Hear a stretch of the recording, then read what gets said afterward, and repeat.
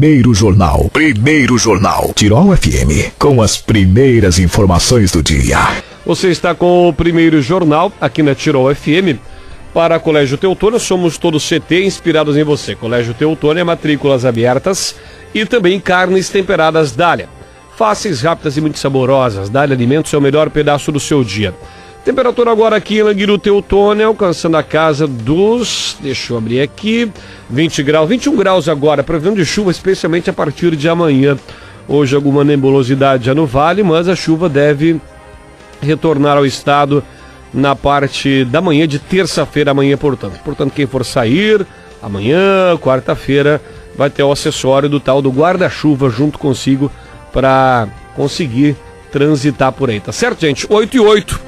Bom, pessoal, hoje pela manhã eu tenho a grata satisfação de receber mais uma vez, uma alegria receber professores, né? Eu particularmente, que todo dia do professor eu cito a minha professora que me alfabetizou, que é a professora Arlete, né? Lá de Paverama, há muitos anos atrás.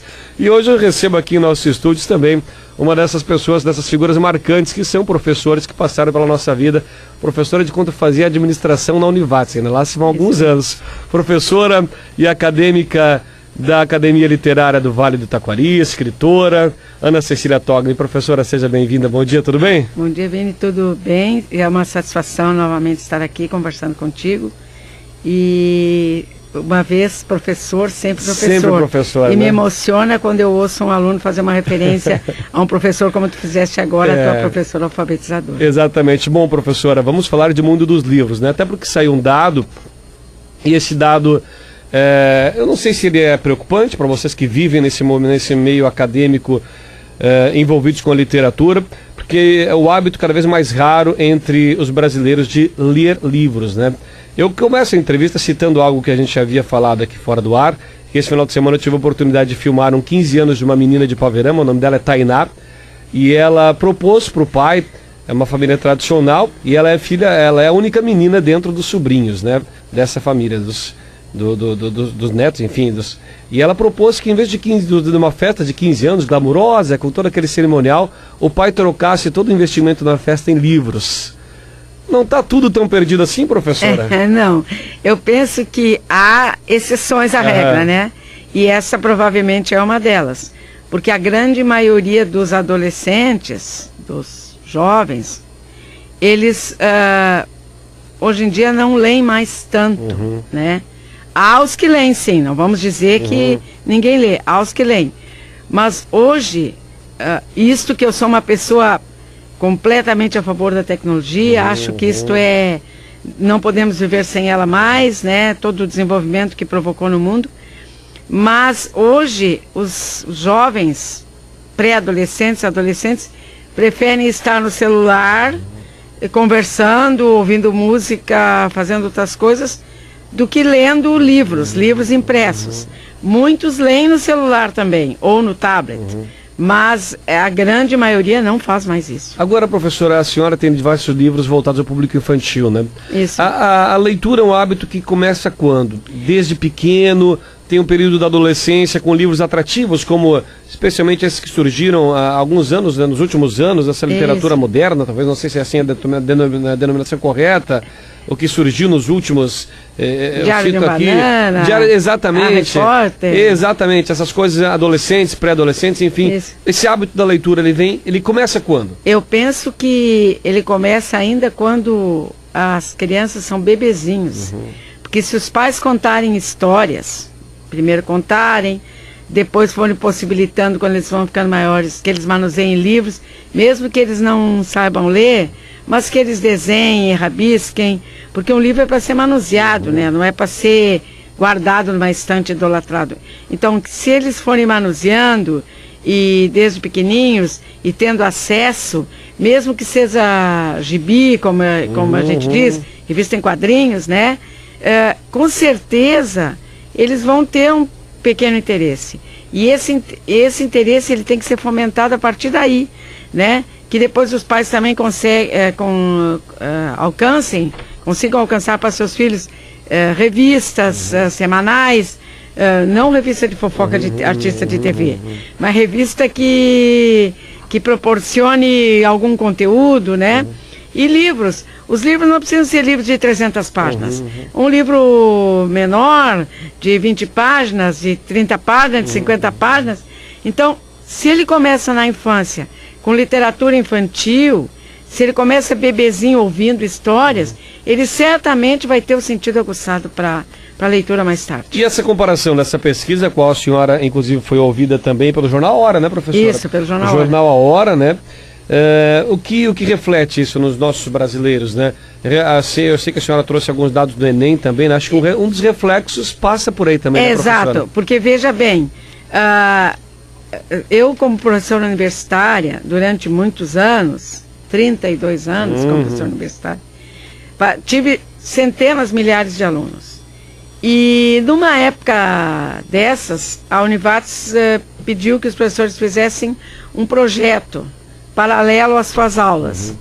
E o meu projeto chamava-se Lendo nas aulas de. Então, lendo em aulas de administração, lendo em aulas de matemática no curso de administração. A senhora sempre foi acadêmica de matemática, Isso. Né? Lendo em aulas de matemática no curso de formação de professores, lendo em aulas de matemática no curso de economia, lendo em aulas de matemática no curso de engenharia. Enfim,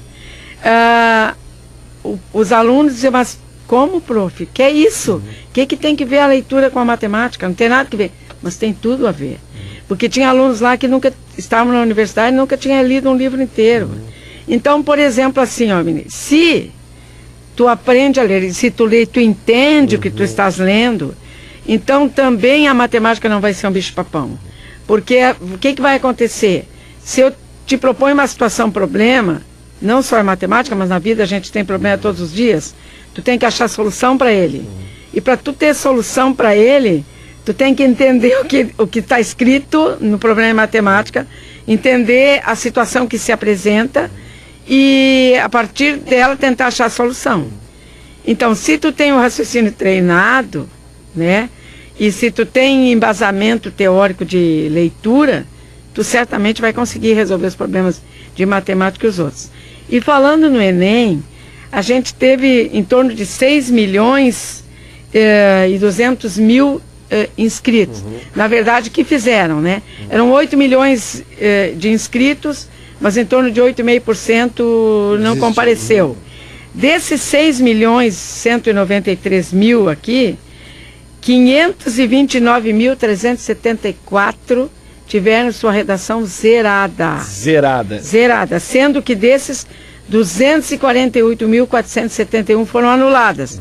Então, essas 500 e poucas mil foram zeradas, mas a metade delas foi zerada porque devia estar mesmo um absurdo, né? Ali entra vários motivos para que se zere uma redação. Mas o zero, o que significa? Significa que não tem argumento nenhum. E o texto era sobre estilo, que é estilo para você, ou estilo, seu estilo, uma coisa assim. Então a pessoa não tem argumento. E também, como eu digo, se tu lê, por exemplo, tu tem argumento para puxar uma conversa, para interpretar uma notícia de jornal, como agora, essa história toda do ministro Teori Zavascki, as conjecturas que saíram por aí, como, enfim, tudo. Até porque, né, professora, eu recordo que as suas aulas de matemática, a senhora falando que é adepta à tecnologia, eu me lembro de como a senhora usava sistemas, trazia sistemas, enfim. Agora, mas com a tecnologia e com o advento das redes sociais, os discursos e as teorias e as argumentações se tornaram meio rasos, né, professor? É verdade. Muitas vezes é isso. Muitas vezes se percebe isso. Também, muitas vezes é isso. Porque se tu assiste, às vezes, alguns programas na TV, principalmente na TV paga, né, que pseudamente era para ter uns programas melhores, né, e tu vê os argumentos que as pessoas colocam ali, é umas coisas que realmente não tem. Então, eu acho que tudo é um ciclo vicioso. Se tu começa, se tu lê, se tu consegue interpretar uma notícia corretamente no jornal, e tu pode emitir juízo de valor sobre ela, né? Porque se tu não tem nada por dentro, tu não tem como emitir, né? É como uma planta. Eu sempre faço essa comparação. Quando tu planta uma sementinha no vaso, tu rega ela, tu cuida, ou no jardim, ou ou numa plantação grande, que seja, tu cuida dela para que ela germine e floresça. Mas tu tem que continuar cuidando e ver se o ambiente ali tá bom, se choveu o suficiente, se não choveu o suficiente. A gente é a mesma coisa. Se a gente não tem argumento, não tem leitura, a gente não tem nada para oferecer, a gente não tem argumento, né? Porque tu não tem opinião própria, tu não faz juízo de valor. Professora, falando, só para deixar o nosso ouvinte a par, nós estamos conversando com a ex-professora universitária, 32 anos de professora universitária, 32 anos. E também primeira presidente da Academia Literária do Vale do Taquari, a Alivate. Professora, essa questão de leitura, ela passa por estritamente livros ou periódicos ou internet? As pessoas estão deixando de ler. Eu vejo também outra questão que me chama muita atenção, tamanho de textos, né? Parece que as pessoas cada vez querem, para vocês escritores, né? Parece que cada vez mais vocês têm que sintetizar mais, porque um texto, às vezes a gente olha aqui, ou as pessoas comentando, porque o meu texto de 3 parágrafos não vai ficar atrativo. A gente tem o LID, que a gente estuda muito no jornalismo, mas de que forma é esse? Essa nossa falta de hábito de leitura, ela passa por jornais, passa por internet, por a gente buscar ler e aprofundar um pouco mais, porque isso que me parece. Eu penso assim, a internet, ela tem possibilitado vários aplicativos para baixar livros. Então tu pode baixar livros inteiros, né?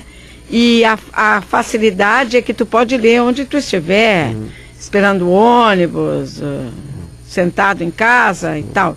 Então tu não precisa levar um volume na mão, um livro impresso. Tu pode levar o teu celular, teu smartphone, tu pode levar o teu tablet e sentar em qualquer lugar, aí na praça, em qualquer lugar, e ler tranquilamente um livro inteiro, com texto. Agora, isso que tu dizes é bem verdade. Parece que as pessoas, na agitação do dia a dia, cada vez eles querem coisas mais simples, mais curtas, mais elementares, mais rasas. As notícias de jornal, muitas vezes, a maioria das pessoas só lê a manchete. Então, na hora de falar, de argumentar, leu a manchete, mas não leu o resto. Porque, às vezes, a manchete, como vocês aqui no programa de rádio, certamente, quando vocês fazem um noticiário, vocês dão uma manchete para chamar o público. Né? E depois, na hora ali de descrever, desenvolver, né? Às vezes ela nem é tão aquilo que foi chamado a atenção, né? Que isso é um merchandising da notícia, né? Então, na verdade, as pessoas hoje em dia fazem isso. Leem jornal superficialmente e não leem livros, né? Preferem jogos, os games. Em vez de eu ler um texto, eu vou fazer um joguinho no celular. Realmente, são questões que nos surpreendem. Professora, vamos falar um pouquinho ainda rapidamente sobre a Alivate, por favor, que a senhora agora é uma das acadêmicas, né? Fosse presidente, fosse vice-presidente, e fale um pouco, especialmente desses livros que a senhora está nos presenteando hoje também, né? São coletâneas que a senhora participou, inclusive. Isso, a Alivate, então, neste ano, completa 12 anos de existência, no dia 4 de outubro, né? E eu tive a honra de ser a primeira presidente fundadora, a primeira presidente, porque eu fui uma das fundadoras da Alivate. A Alivate começou assim, reunindo um pequeno grupo de escritores para trocar ideias. A gente se reunia em lugares diversos, em Lajeado, em Estrela, Encantado, Arroio do Meio, onde tinha um escritor que se pudesse receber. E depois, em 2005, a gente oficializou, né? Então, ela existe de fato e de direito. E ela já teve vários presidentes, as eleições são bianuais, né? E agora o presidente que assumiu, agora em janeiro, é o Deoli Greff, que é jornalista e tudo mais. Ele que assumiu. E o vice-presidente é o advogado Ney Santos Arruda Filho, né? O Pitt, como nós chamamos. E a gente faz uma reunião mensal, que é aberta ao público, né? A gente ali tem um protocolo, né? Tem o momento do livro, tem a mensagem inicial, tem os assuntos gerais. Onde é a sede hoje, professora? A sede hoje é na Rua Júlio de Castilhos, em Lajeado, numa sala do Sindicabs, que é o Sindicato dos Cabeleireiros. Porque a gente está procurando uma sede fixa, estivemos já no Parque Histórico, estivemos já na Casa de Cultura, vamos vendo como a coisa funciona. Sim. Mas ali temos um acervo e tal. E neste ano, Vini, a gente vai fazer, se tudo der certo, que esperamos que sim, a 6ª edição do projeto Novos Talentos Escritos e Escritores, que é um concurso literário e onde as pessoas podem participar. E a novidade, a gente abria para escritores de 14 anos em diante, né? Porque apesar de ter essa dicotomia da leitura e da escrita, mas tem jovens que gostam de escrever. Eu participei, inclusive, do último concurso. Isso. E agora ele é de novo a nível nacional, né? E esse ano a gente abriu uma nova categoria. É uma categoria de histórias infantis para crianças de 6 a 12 anos. 6 a 12, 6 a 13. Agora me fugi um pouquinho, mas por aí, de 6 a 13. Sim. Então é 6 a 13 porque começa 14. E então esta categoria vai ser só para a região, né? E as restantes demais categorias vai ser então a nível nacional novamente. Que mostra, acima de tudo, a preocupação também da Livati justamente com esse assunto que a gente abordou hoje, né? Exatamente. De começar mais cedo, de começar a despertar esse interesse. Exato. Né? Então, a gente, nos próximos, a gente está nos trâmites burocráticos e provavelmente lá por maio a gente abre as inscrições e vamos. E esses livros que eu trouxe aqui para deixar com vocês são 2 coletâneas que eu participei no ano passado, porque também uma maneira de se divulgar é participar de coletâneas com outros autores. Então aqui eu coloco num dos livros que chama-se Elos Escritores 5, que é editado pela editora Alternativa, um texto que é uma crônica de férias de verão, lembranças de férias de verão. E no outro, que também é uma coletânea chamada Sentimentos e Razões, eu coloco um conto que é chamado Encontro de Natal. Então eu vou deixar esses aqui para vocês lerem um pouco também. Teremos esse prazer. E dizer que a leitura ela é fundamental. Mas uma coisa também que a gente deve levar em conta é que comprar um livro, ele não é de primeira necessidade. Porque se uma pessoa tiver que optar entre 1 quilo de carne e um livro, ela vai optar pelo quilo de carne. Que é... Nada contra nem a favor, mas é substancial, né? É para a existência da vida, para a existência da vida. Mas as bibliotecas públicas têm bastante livros que podem proporcionar leitura de graça, né? Só acessar. As escolas, né? Eu acho que as escolas fazem um trabalho muito importante, né? Elas trabalham com os alunos no sentido da leitura, quase todas têm pequenos projetos, ou projetos grandes ou menores. Lá em Lajeado, o Rotary Engenho, que eu participo, tem um projeto que já vai para o 22º ano, que é os Jovens Poetas de Lajeado, que é com as escolas. Então, tem muita coisa. As Secretarias Municipais de Educação, elas procuram fazer o trabalho. Mas o que acontece? Fazem, daí depois, quando o aluno sai da escola, ele meio que larga. A não ser que aquilo esteja muito arraigado nele. Esse hábito que se perde, né? O hábito que se contato, perde. Né? Exatamente. A não ser que aquele esteja muito arraigado neles. Com certeza. Bom, vamos torcer para que esses números possam mudar iniciativas como essas, concursos, o prazer pela escrita e pela leitura também, né? Que eu acho que é algo que um não vive sem o outro, né, professor? Com certeza. E esperamos que atitudes e iniciativas como essas possam aí se multiplicar na nossa região. Professora, sempre um prazer recebê-la, tenha uma boa semana, acho que ainda dá tempo de desejar um grande 2017, né? Hoje é dia 23, está começando, então vamos desejar um grande ano para todos nós. Isso, se Deus quiser, vai ser. Agora no final de semana eu vou sair uma semana de férias, e depois eu volto para Lajeado e esperemos que tudo funcione bem. Com certeza. E a gente não deixa nunca, e também, em viagem, quando eu viajo, eu sempre levo um livro junto. Se eu tenho que esperar em aeroporto, é o momento de ler. Se eu tenho que esperar em rodoviária, é o momento de ler. Se eu vou de carona com alguém, o livro vai para o lugar que eu vou. Então é esse hábito saudável. Professora, muito obrigado. Tenha uma boa semana. Obrigada. E boas férias, né? Ah, obrigada. A professora Ana Cecília Togni, acadêmica da Academia Literária do Vale do Taquari, Alivat, ex-professora universitária, esteve conosco aqui no Primeiro Jornal. Lembrando que essa entrevista também estará reproduzida ainda hoje pela manhã em nosso site www.radiotirol.com.br. Ela foi ao vivo agora e depois a gente estará reproduzindo para você que quiser ficar um pouco mais por dentro do que a gente conversou aqui sobre esse hábito da leitura, que infelizmente ainda engatinha a passos curtos e pequenos no nosso país, mas que a gente torce aí para que esse sentimento de ler o livro, que eu chamo de sentimento muito mais do que qualquer outra coisa, possa ser mais difundido, especialmente nas nossas crianças e nos nossos jovens. Tá certo, gente?